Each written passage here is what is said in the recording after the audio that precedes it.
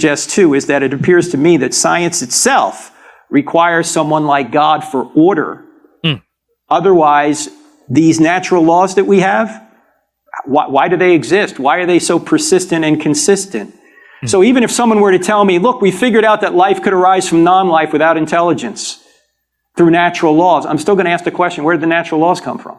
So anything beyond the beginning of the universe and everything here is considered God? No, but the attributes apply to what could be God. Word. Cross-examine.org. So this is called the God of the gaps argument. I didn't make this up. But it essentially says that the universe is, like you said, awesome. There's so much we don't understand. It's beyond our comprehension. But science has made some of the incredible things that happen in our universe. Yo, okay, I'm not the biggest science guy.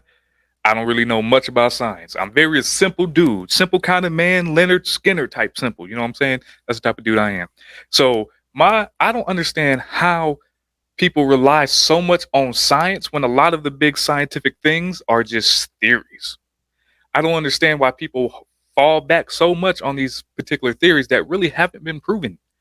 There's thoughts, maybe it happened this way, maybe it was like this, maybe, yeah. But when it comes to just hard evidence, there really isn't that. But when we have evidence, when it comes to God and the creator, that even people who are atheists would even say like, oh, that is like a quote unquote miracle. Like, for example, the Big Bang, regardless if they believe that the creator did or if it just happened, that is a miracle. So they can like believe in that, but then they can't believe in anything else without quote unquote extraordinary evidence. But all these other theories, man, it just blows my mind at times. And maybe I'm speaking solely of ignorance right now, because I may be. There's probably a lot of smart people that can explain this to me to where I can understand. But as of right now, when it comes to a lot of these theories, I don't understand why people fall back on them like their bond, like their word, and not really, I mean, again, theories. It's possible, like modern medicine, for example.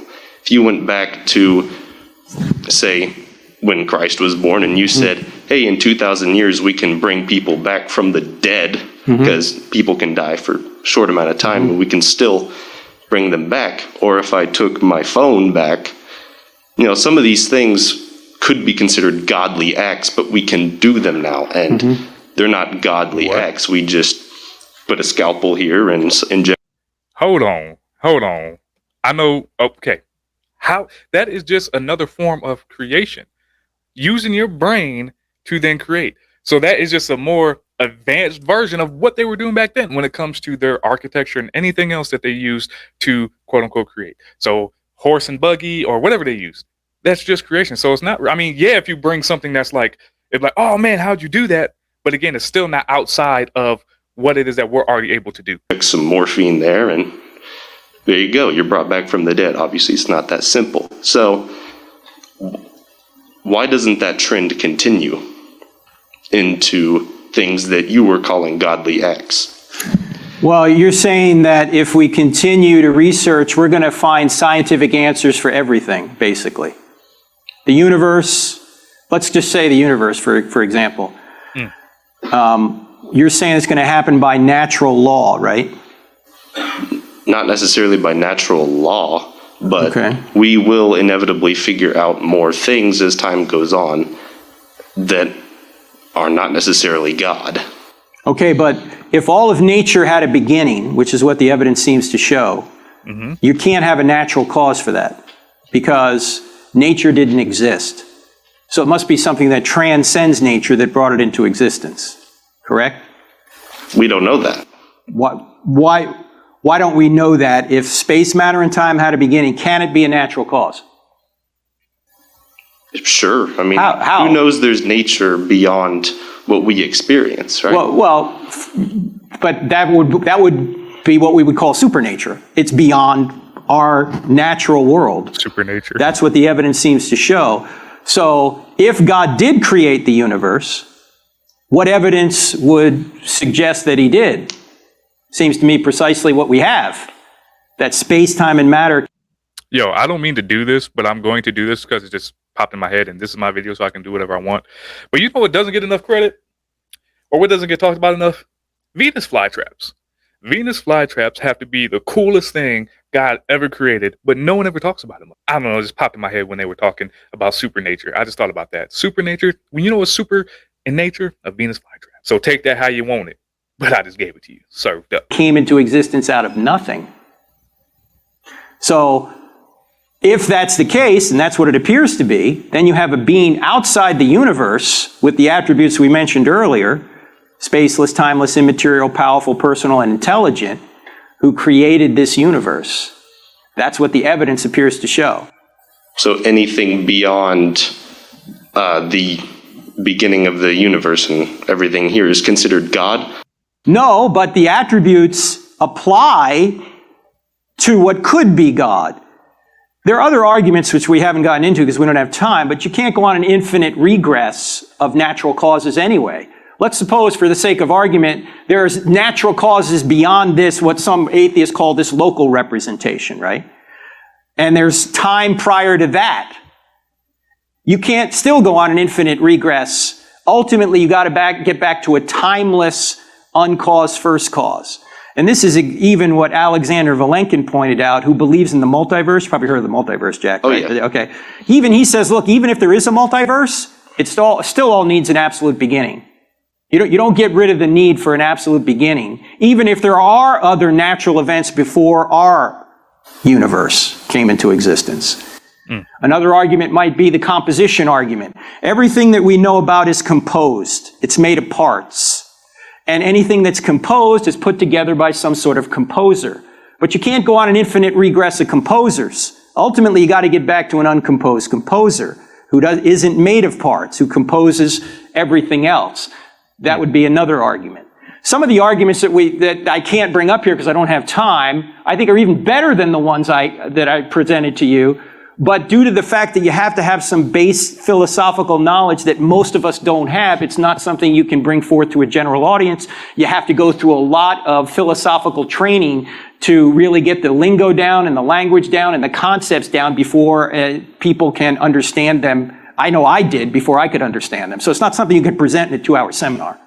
But there is a really good book written by Ed Feser. I don't know if you heard that name, Jack. No. Feser, teaches at Pasadena City College. He is a Catholic philosopher, used to be an atheist, became a theist. His 5 proofs of the existence of God goes through these metaphysical arguments where you don't even need any scientific import. One other thing I might suggest. Yo, I've realized that there's something for everybody. And the more I listen to the metaphysical and the all the different scientific arguments, I don't need all that, to be honest. Between me and y'all, I don't need this. I get sometimes some atheists that really get into this stuff and thank God for the Christians that know it can deliver. But me, again, simple man, and oh man, I would be annoyed if I had to fight this hard to prove that there wasn't a God. I would be annoyed. But then again, I'd probably be like Lee Strobel or Dr. Gary Habermas, because I would find all this stuff and then even be more so understood that, there is God. But some people would just keep fighting. They could be presented with all the evidence that goes to what they want in their realm of science. And they'll still be like, but no, just because their own biases. That's crazy to me. Suggest too is that it appears to me that science itself requires someone like God for order. Otherwise, these natural laws that we have, why do they exist? Why are they so persistent and consistent? So even if someone were to tell me, look, we figured out that life could arise from non-life without intelligence through natural laws, I'm still going to ask the question, where did the natural laws come from? And where do laws come from? They come from lawgivers. So ultimately, you can go back and you're ultimately going to find an uncaused first cause with a mind, it seems. Amen. Does that make sense?